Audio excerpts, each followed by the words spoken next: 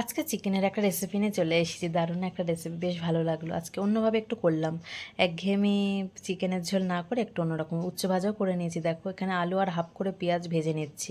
পেঁয়াজ ভাজাটা তুলে মিক্সিতে দই দিয়ে পেস্ট করে নেবো। এদিকে আদা রসুন কাঁচা লঙ্কা গোটা গরম মশলা মিক্সিতে পেস্ট করে নিলাম। আলু ভাজাটা হলে তারপরে আমি ওই আদা রসুন পেস্টটা দিয়ে দেবো, একটু নাড়াচাড়া করে নেবো মশলাটা কষে। আর এই যে পেঁয়াজ যা হাফ করে ভেজেছিলাম তেলের মধ্যে, ওটা দই দিয়ে আমি মিক্সিতে পেস্ট করে নিয়েছি।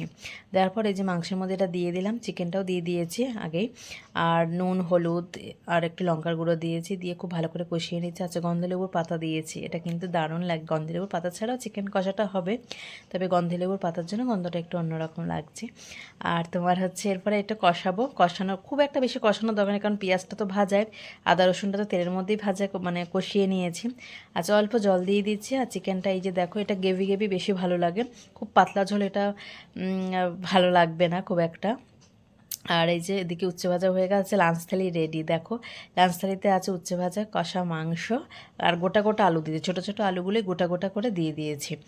আর এখানে আলু ছাড়াও কিন্তু এই রেসিপিটা ভালো লাগবে বেশ। আচ্ছা, স্যালাড আছে, তো আমি একটু লাঞ্চটা করে নিই। আর এরকম ঝরঝরে ভাত, ধোয়া ওঠা গরম ভাত, আর এরকম মানে কষা কষা মাংস হবে, আর কি চাই, তাই না?